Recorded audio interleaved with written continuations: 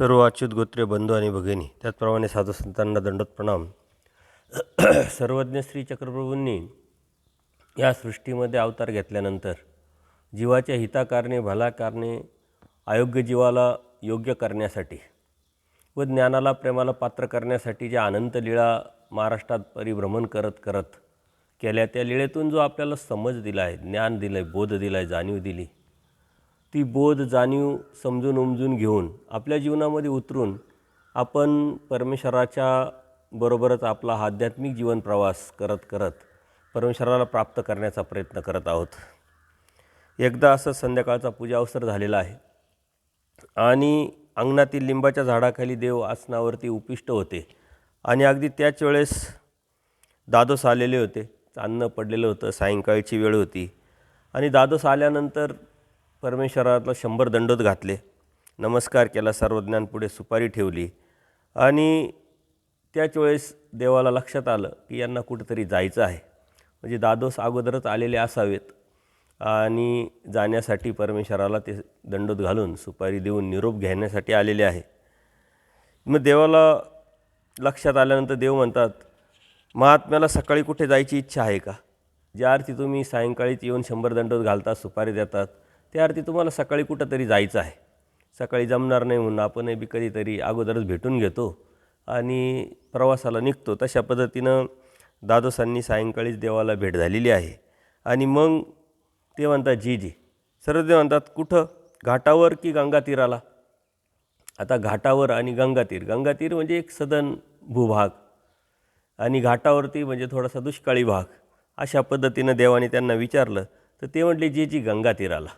आणि देवाने ह्या त्यांच्या उत्तरातून या जीवाची प्रवृत्ती काय असते, अभिलाषा काय असते, हे आपल्या लक्षात आणून दिलेलं आहे. तो गंगा तीराला म्हटल्यानंतर देवाने निरूपण केलेलं आहे की असं होय, घाटू तो कोणाशी म्हटले, घाट कोणाला?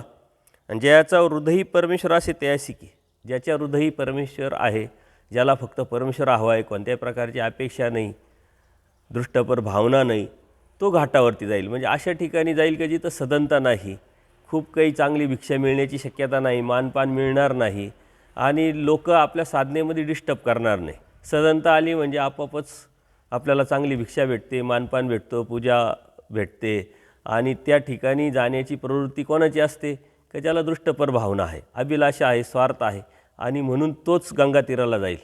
परमेश्वर म्हणतात, गंगा तीराला जातो कोण आणि घाटावर जातो कोण? तर घाटावर जाण्याचा जो जीवाची जी प्रवृत्ती असते, ज्याच्या मनात, हृदयात, अंतःकरणात फक्त परमेश्वर असतो, तोच जाऊ शकतो. तुम्हाला घाटाचंच म्हटले, तुम्हाला घाटाचं काय म्हटले? कारण घाट तुम्हाला काही आवडणार नाही, तुम्हाला गंगातीरच बरं वाटणार.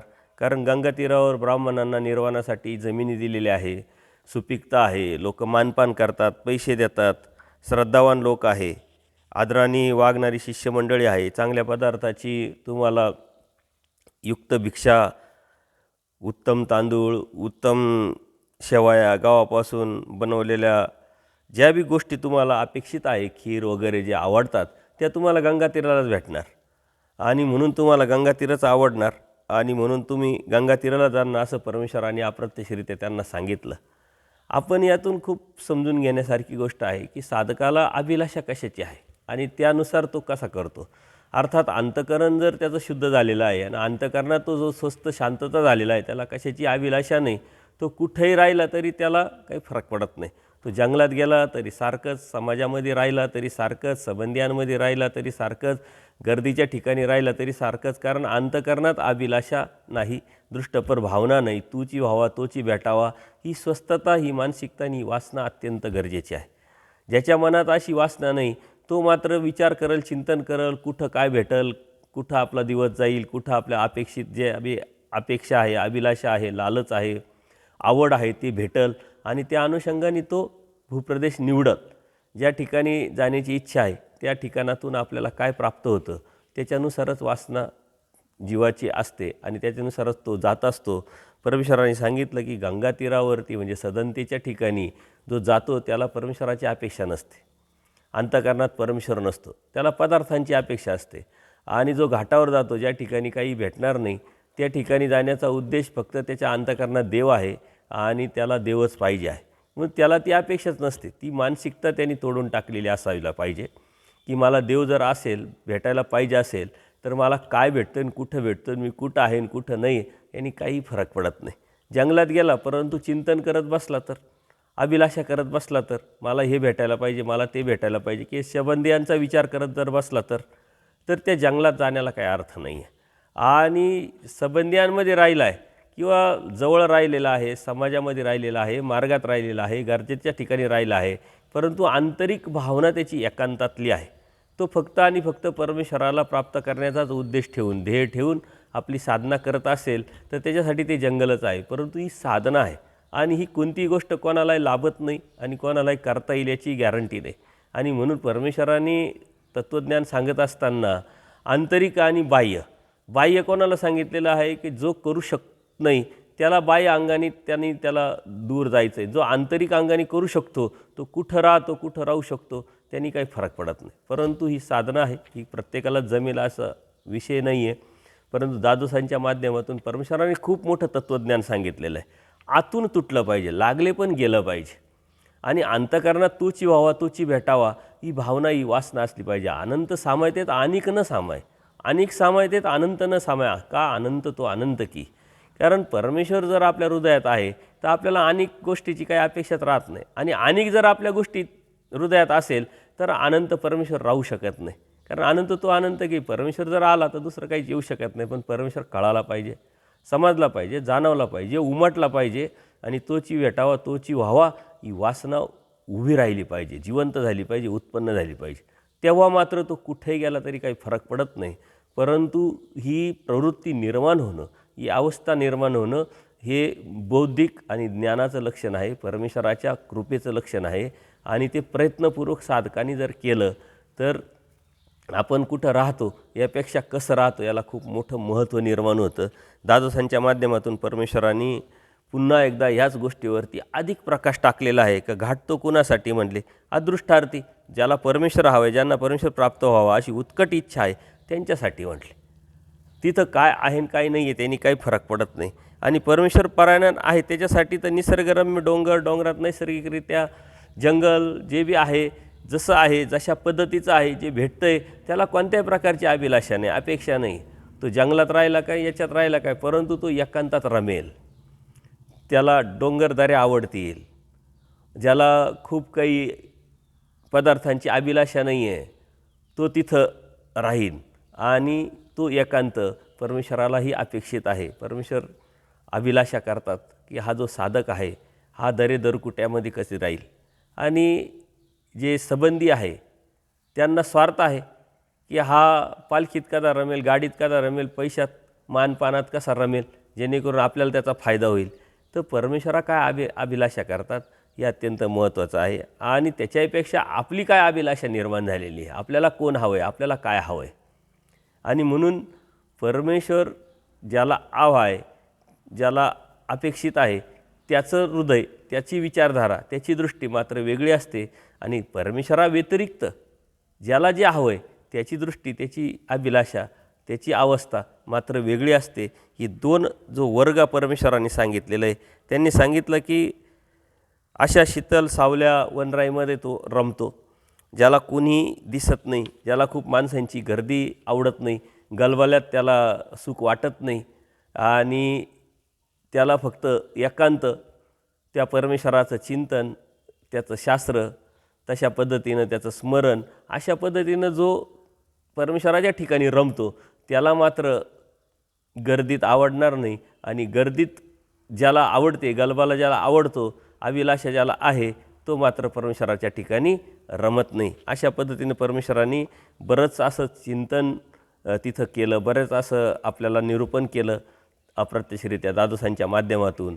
आणि मग आपली अवस्था काय आहे, आपली अभिलाषा काय आहे, आपला स्वार्थ काय आहे, यातून आपण कोणत्या कॅटेगरीत मोडतो हे आपण जर लक्षात घेतलं तर नक्कीच आपल्यालासुद्धा त्या अनुषंगाने आचार करता येईल. परंतु ही अवस्था निर्माण करण्याची ताकद आपल्याला परमेश्वराने स्वतंत्रतेने दिलेली आहे आणि तीच साधना आहे. जेव्हा जेव्हा आपल्याला ज्ञानातून, बोधातून, जाणीवेतून समज निर्माण होईल आणि तो समज आपल्या जीवनामध्ये उतरवण्याचा आपण प्रयत्न करू. तेव्हा तेव्हा तुम्ही कुठं आहे याला काही महत्त्व नाही, तुम्ही आंतरिक स्वस्थता निर्माण होणं महत्त्वाची. आंतरिक एकांत निर्माण होण्याचं. एकांत म्हणजे काय? एकाचा अंत. आपण आपल्याला विसरलो, आपण आपलं मी पण आपलं अस्तित्व विसरलो की फक्त आणि फक्त परमेश्वर राहतो. म्हणून एकांत म्हणजे एकाचा अंत आणि अंत फक्त जीवाचा होऊ शकतो, परमेश्वराचा होऊ शकत नाही. म्हणून आपण आपल्याला विसरणे, आपण आपलं अस्तित्व पुसून टाकणे हे म्हणजे एकांत आहे. मग तो कुठं, कधी, केव्हा, जोपर्यंत त्याला ती सवय लागत नाही, प्रॅक्टिस होत नाही, ज्या पद्धत त्या अवस्थेपर्यंत पोचत नाही, तोपर्यंत तो बाह्य अंगाने कुठंतरी जंगलात जाऊन अशा घाटाच्या ठिकाणी राहू शकतो. परंतु जेव्हा त्याचं आंतरिक स्ट्रक्चर अशा पद्धतीने झालं तेव्हा मात्र तो कुठेही गेला तरी काही फरक पडत नाही. आणि हाच धागा बाईसांनी पकडला. बाईसा हे निरूपण ऐकत होत्या आणि मग बाबा परमेश्वर परायण तो कसा असतो बाईसांनी प्रश्न केला. कारण दादोसांच्या माध्यमातून सारं निरूपण चालू आहे.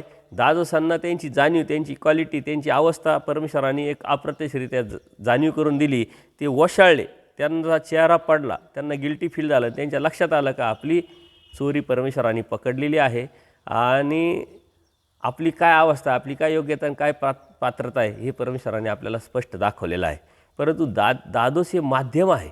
आपल्याला परमेश्वराने आपला आरसा दाखवलेला आहे. तुम्ही कोण आहे आणि तुम्हाला काय आवडतं आणि त्याच्यानुसार तुमची क्वालिटी कशी आहे ही ओळखा आणि परमेश्वराला प्राप्त करायचं की नाही करायचं, तुम्हाला परमेश्वर हवा आहे की नाही हवा आहे हे तुम्ही लक्षात करून घ्या. दादोसांना हे लक्षात आलं. दादोसांना आता 1000 वेळा अशा गोष्टी लक्षात आलेल्या आहे, परंतु ती प्रवृत्तीच नसल्यामुळं, ती वृत्ती नसल्यामुळं ते कोडगे झालेले. देव सांगतात, बोलतात, लक्षात आणून देतात, परंतु ये रे माझ्या मागल्या अशा पद्धतीनं ते कंटिन्यू त्यांच्या प्रवृत्तीनुसारच राहतात. कारण का तर त्यांना दृष्टार्थी येते. ते परमेश्वराच्याकडं का आलेले आहे त्यांना बोधच नाही हे परमेश्वर आहे. ते म्हणतात यांच्यासारखं आमची लोकांनी पूजा केली पाहिजे, म्हणजे आम्हाला यांना काहीतरी आहे त्यांच्याकडून आम्हाला काहीतरी भेटावं विद्या वगैरे, आणि यांच्याकडे ही विद्याच आहे म्हणूनच लोक त्यांची पूजा करतात.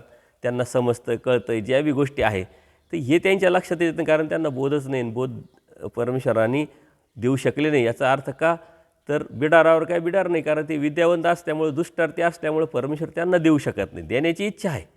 परमेश्वर म्हणतात इथं एक ब्रह्मविद्या आहे ती पुसा, परंतु ते स्पष्ट सांगतात की तुमची ब्रह्मविद्या राजाला त्यांना द्या म्हणे, आम्हाला आमची विद्याच द्या, आमचा विद्यामार्गच सांगा.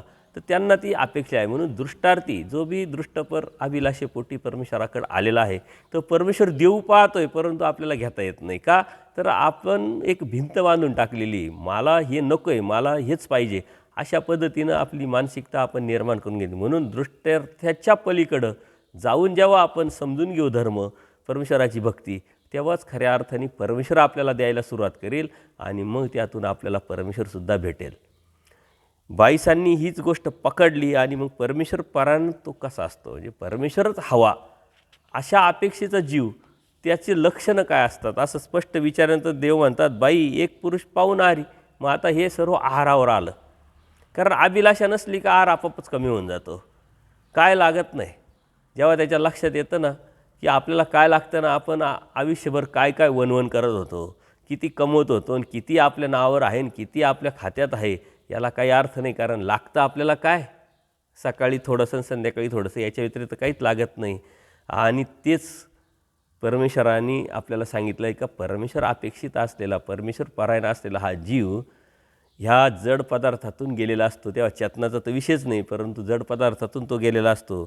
तो पाऊण आहार घेतो म्हटले. एक पुरुष आहे पूर्ण आहार घेतो, एकाला साधनच लागत नाही, आणि एक संपूर्ण आहार 3 वेळा विभागून घेतो. अशा मात्रेचा जो आहे म्हटले तो पुरुष जो आहे तो संयमानं वर्तन करतो, प्रयत्नानं वर्तन करतो, आरतीपूर्वक तोची व्हावा, तोची भेटावा, परमेश्वर प्राप्त व्हावा, अशी अतिउत्कंठेने जो देह आहे आपला, ह्या देहाकडं दुर्लक्ष करून झाडाखाली सुकून टाकतो देह, त्याला परमेश्वर लवकर भेटतो आणि तो परमेश्वर परायण असतो. ज्याच्या हृदयात ईश्वर आहे तो प्राप्त व्हा अशी उत्कट इच्छा आहे.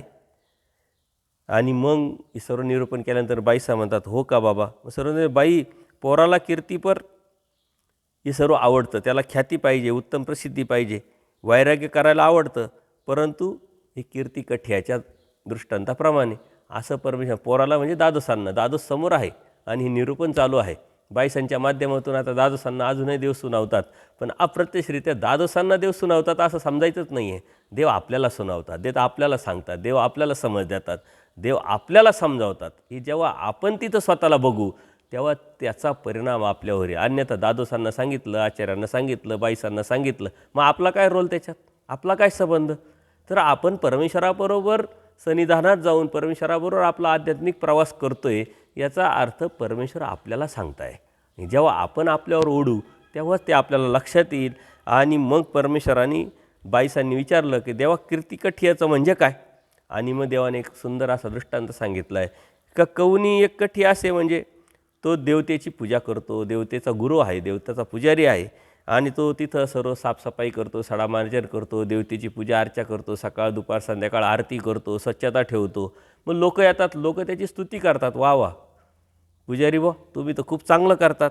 तो त्याची स्तुती ऐकल्यानंतर तो अधिक देवतेच्या ठिकाणी चांगली व्यवस्था करतो. म्हणजे त्याची अभिलाषा काय होती का लोकांनी मला चांगलं म्हणलं पाहिजे, लोकांनी मला चांगलं दिलं पाहिजे. मानमान्यतेच्या माध्यमातून तो म्हणत राहतो, तो करत राहतो, लोकही त्याची स्तुती करतात, तो अधिक चांगलं करतो. आता ती देवता काय वेडी आहे, तिला सर्व माहिती हा कोणत्या उपेक्षेने करतो, कोणत्या अभिलाषेने करतो. मग देवतासुद्धा आपलं फळ देत नाही. कारण का तर त्या फळासाठी तो करतच नाही. आपली ड्युटी, आपलं कर्तव्य दास होणं पुरे नाही का, स्वतः दास म्हणून त्या उद्देशाने तो हेतूने करतच नाही. त्याला मानपान भेटावं, पैसा भेटावा, आणखीन जड पदार्थ जे बी त्याला अपेक्षित आहे, अभिलाषा आहे ती त्याला भेटावे, त्या उद्देशाने तो दृष्टपर भक्ती करत असल्यामुळं ती देवतासुद्धा त्याला फळ देत नाही.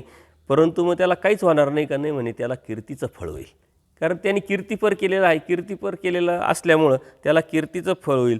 तशा पद्धतीनं जो परमेश्वराची भक्ती करणारा जीव आहे, तो नामधारक असो, वासनिक असो, अनुसरलेला पुरुष असो, तो जर कीर्तिपर जर क्रिया करत असेल आणि अभिलाषेपर दृष्टपर क्रिया करत असेल तर त्याला कवनीची न करावी म्हणजे त्याला काही भेटत नाही. म्हटले क्रिया त्यांनी जरी केलं असतं तर त्याला काही भेटत नाही आणि न भेटल्यामुळे त्याला कीर्तीचंच फळ होईल. कीर्तीचं फळ होईल म्हणजे काय की कोणतं विठेचं सुख फळ होईल असं नाही, कीर्तीचं फळ इथंच भेटत असतं. आपण चांगलं वागलो की लोक आपले चांगल्याला बोलायला सुरुवात करतात, आपलं सुख वाटतं तेच कीर्तीचं फळ. दृष्टपर केलं की जे दृष्टपर आहे, जे आपल्या कर्मात आहे, कर्मवश आहे ते आपल्याला भेटतं, तेच त्याचं फळ, वेगळं काही असं फळ नसतं.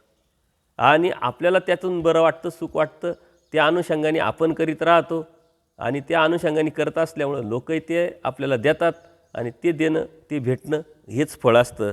मग परमेश्वर म्हणतात ज्याला देव पाहिजे, ज्याला परमेश्वर पाहिजे त्यांनी ही अशी दृष्टीपर कीर्तीपर कोणती गोष्ट न करता फक्त तोची व्हावं, तोची भेटावं या उद्देशाने, या अपेक्षेने, अभिलाषेने, वासनेने जर केलं तर त्याला परमेश्वर भेटेल. आणि जो असा वागतो, असा राहतो, अशा हेतूने धार्मिकता करतो तो परमेश्वर परायण असतो. म्हणजे परमेश्वर भेटावा, परमेश्वराला अनन्यभावी शरण आलेला आहे आणि परमेश्वराशिवाय त्याच्या जीवनामध्ये काही राहिलेलं नाही आहे, तो परमेश्वर परायण असतो. म्हणजे परमेश्वर परायण हा जो शब्द आहे इथं आपला आला तर अन्य राहाटीमध्ये माळकरी संप्रदायामध्ये हे परायण हा जो शब्द आहे हा साधू संतांना वापरला जातो. जे तिथं साधू म्हणजे अर्थात संन्यासी नसतात, परंतु जे कीर्तनं करतात, जे प्रवचनं करतात, लोक प्रबोधन करण्याचा प्रयत्न करतात, अशा लोकांना परायण वापरला जातं. आपल्या इकडं हा शब्द वापरला जात नाही, परंतु परमेश्वराने याचं लक्षण सांगितलेलं आहे. दृष्टार्थी जो जीव आहे त्याला ते म्हणत नाही आणि जो अदृष्टार्थी त्यालाच हे म्हटलं जातं आणि त्याचं ते लक्षण आहे. अशा पद्धतीनं परमेश्वराने सुंदर असं निरूपण केलं. त्यातून समज आपण घेऊन आपणही आपली धार्मिकता का करतो, कशासाठी करतो, कोणत्या उद्देशाने करतो, कोणत्या हेतूने करतो याचं चिंतन, आत्मपरीक्षण करून मग त्याला सुरुवात केली पाहिजे. धार्मिकता काय आहे, धर्म काय, धर्म कशात आहे, धर्म कशात नाही, हे सारं समजून उमजून जर आपण केलं तरच तो परमेश्वरापर्यंत आपलं जाणं आहे, पोचणं आहे, परमेश्वर भेटणं आहे. अन्यथा त्याचा काही उपयोग होत नाही. सर्वज्ञांचा असाच मग दुसऱ्या दिवशी सकाळचा पूजा अवसर झालेला आहे. देव विहरणाला गमन करतात आणि शस्त्रास्त्रांचं प्रशिक्षण दिलं जात होतं. तिथं तर एक आखाडा होता आणि त्या आखाड्याजवळूनच परमेश्वर आणि दायंबा जात होते. तर दायंबांना सर्वज्ञ म्हणतात भोजिया तुम्हाला शस्त्रास्त्रांचा काही सराव करता येतो का, तुम्ही कधी केलं का, शस्त्र वापरले का म्हटले. तर दाय म्हणले जे जे ते येतं त्यात काय म्हटले ते करण्यासारखे ती ब्रह्मविद्या थोडी आहे म्हटले. तर त्यात विशेष काही नाही, आम्हाला येतं म्हणे, आम्ही सराव पण केलेला आहे. आणि देव म्हणतात मग आम्हाला करून दाखवा बघू कसं करता तुम्ही. आणि त्यांनी दायंबानी वस्त्र काढून ठेवली, सर्वज्ञांना दंडोत घातले, कासोटी घालून मैदानावर माती हातापायाला लावली, ज्वारीच्या भांड्याला दंड केला आणि दाखवला. तिथं गिरक्या घेऊन एका पाठीमागे 1-2-4 प्रकार दाखवून त्यांनी दाखवले. जसं तलवारीचे प्रकार असतात, भाल्याचे प्रकार असतात, तसे त्यांनी हातवारे करून परमेश्वराला दाखवलं की असं असतं तसं असतं. आपण हे खेळ, मैदानी खेळ वगैरे कधीतरी कुठंतरी पाहिलेले असतात. अर्थात आपल्या हातामध्ये शस्त्रच पाहिजे असं नाही आहे. तर त्या पद्धतीनं तो दांडपट्टा फिरवणं आहे, काठी आहे, तलवार आहे, कशा पद्धतीनं करतात ते दायंबानी परमेश्वराला दाखवलं. आणि परमेश्वराने ते पाहिल्यानंतर देव त्यांना आता भोज्या होय की, तर तुम्ही चांगलं केलं परंतु एक चुकलात म्हणे. परमेश्वराने त्यांची चुकी दाखवली. आणि दाय म्हणे ते काळजी सरळले वेताळापुढे दंड ठेवून वेताळाला नमस्कार करायचा असतो म्हणे, तुम्ही ते विसरलात. अर्थात अन्य जे लोक आहे त्या पद्धतीनं असा काही सराव करायला लागला का त्यांचे जे देवता आहे त्या देवतेला नमस्कार करतात आणि त्या पद्धतीनं ते सरावाला सुरुवात करतात. देवाने त्याची प्रवृत्ती, त्याचं अंतःकरण, त्याची मानसिकता, त्याची बुद्धी हे चेक करण्याच्या पद्धतीनं अप्रत्यक्षरित्या, कारण देवाला त्यांनी दंडोत घातला होता आणि मग त्यांनी सुरुवात केली होती. परंतु देव म्हणतात अहो तुम्ही केलं परंतु चुकलं म्हणे, तुम्ही वेताळाला नमस्कारच केला नाही. तो दंड जो आहे ज्या भाल्यानी किंवा ज्या तलवारीने तुम्हाला सराव करायचा आहे तो त्याच्या पुढं ठेवून नमस्कार करायचा राहतो, मग सुरुवात करायची राहते. हे बघितल्यानंतर तो म्हणतो हो का जी म्हटले.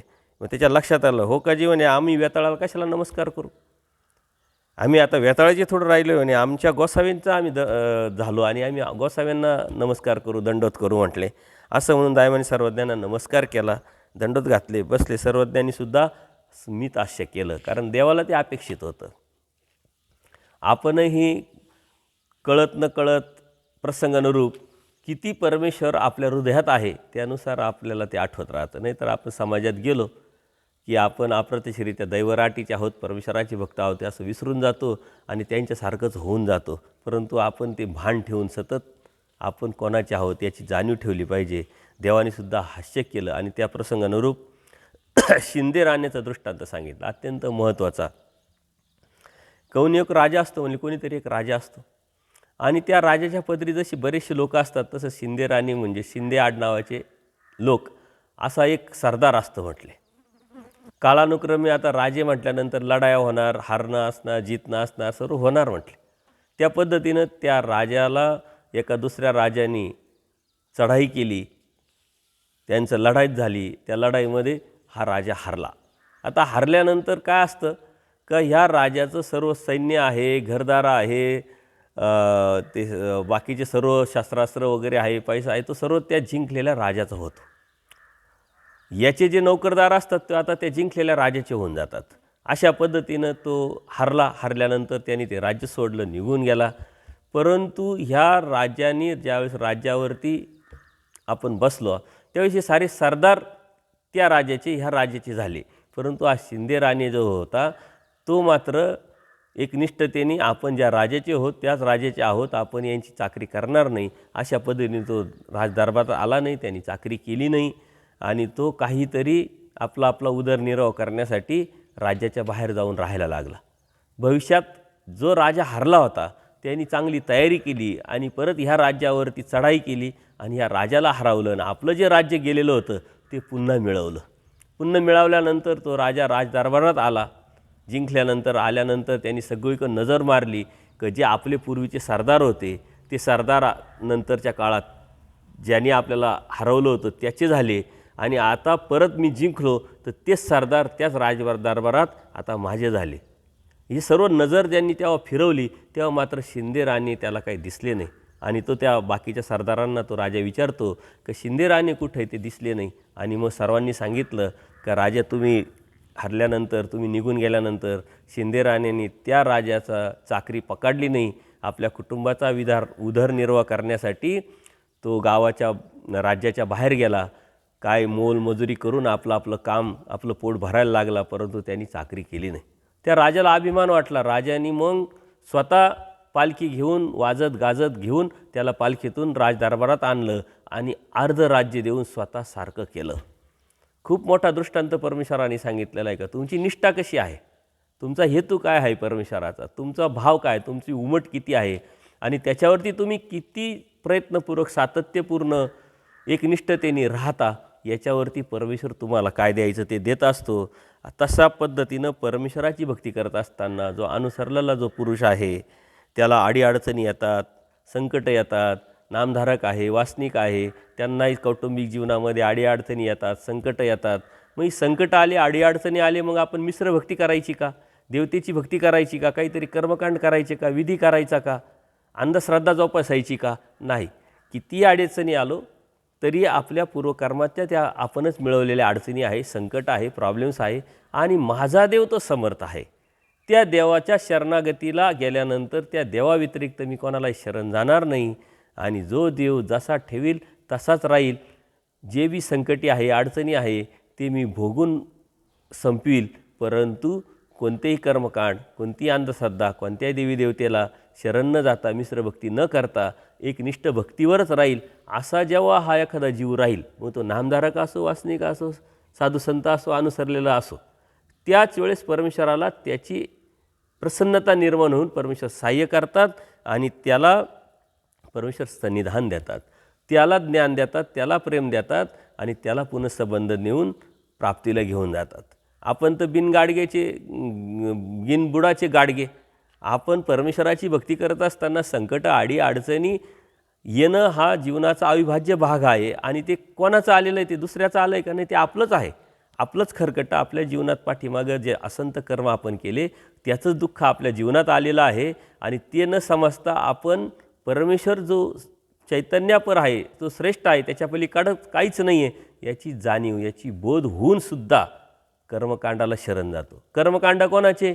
देवतेचे का? जे देवता परमेश्वराच्या शक्ती आहे, ज्या अलीकडच्या आहे त्याच्या कर्मकांडाला शरण जातो, विधी करतो, त्यातच अडकतो, अंधश्रद्धा जोपासतो, मिश्र भक्ती करतो, व्रतवैकल्य करतो. म्हणजे परमेश्वर एवढा मोठा असताना त्याला सोडून त्याच्या हाताखाली असलेले जे चाकर नोकरदार आहे, जे सेवेकरी आहे, ज्या त्याच्या शक्ती आहे त्याला शरण जातात. म्हणजे अप्रत्यक्षरित्या व्यभिचार करतो ना, सर्वात मोठा विकल्प आहे आणि त्याचं तोंड परमेश्वर या सृष्टीमध्ये असेपर्यंत बघत नाही आणि त्याला कधीही परमेश्वर प्राप्तीचा जो उद्देश आहे किंवा जो ध्येय आहे ते गाठता येत नाही. तो इथून गेला याचा अर्थ सृष्टी शून्य झाली. त्याला परमेश्वराला देण्याची इच्छा असूनसुद्धा त्याला काही परमेश्वर देऊ शकत नाही, त्याला काही घेता येत नाही. तो मात्र अत्यंत घोर अशा नरकात दुःखात पडतो.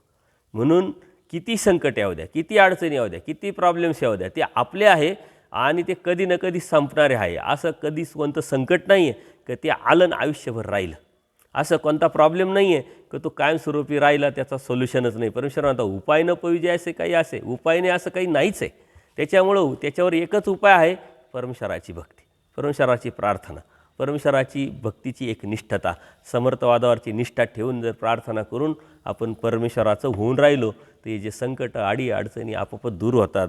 आणि म्हणून परमेश्वर त्या राजांनी जसं शिंदे राण्याला केलं की वाजत गाजत घेऊन अर्धराज्य दिलं, तसं परमेश्वरसुद्धा आपल्याला घेऊन पुनःसंबंध देतात, घडवतात, वाढवतात आणि परमेश्वराच्या समान करून जो परमेश्वर स्वतः आनंद उपभोगतात त्याच आनंदाला आपल्याला प्राप्तीला नेतात.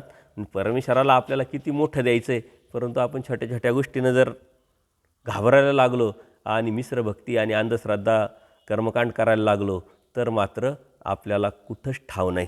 म्हणून परमेश्वराने हा सुंदर असा दृष्टांत आपल्याला सांगितलेला आहे आणि म्हणून परमेश्वर त्याला सन्निधान देता अर्धशक्ती देऊन आपल्या समान करतात. सर्वज्ञानी भक्तजनासहित हे सारं निरूपण केल्यानंतर बिडारावर ती मग गमन करतात. आपणसुद्धा परमेश्वराची भक्ती करत असताना समजून उमजून खूप काही न करता थोडंसं करून परंतु लक्षात आणून एकनिष्ठतेने त्यावरती ठाम राहून जर भक्ती केली तर नक्कीच परमेश्वराची प्राप्ती आपल्याला होईल. सर्वज्ञ श्री चक्रधर स्वामी की जय. दंडवत हो.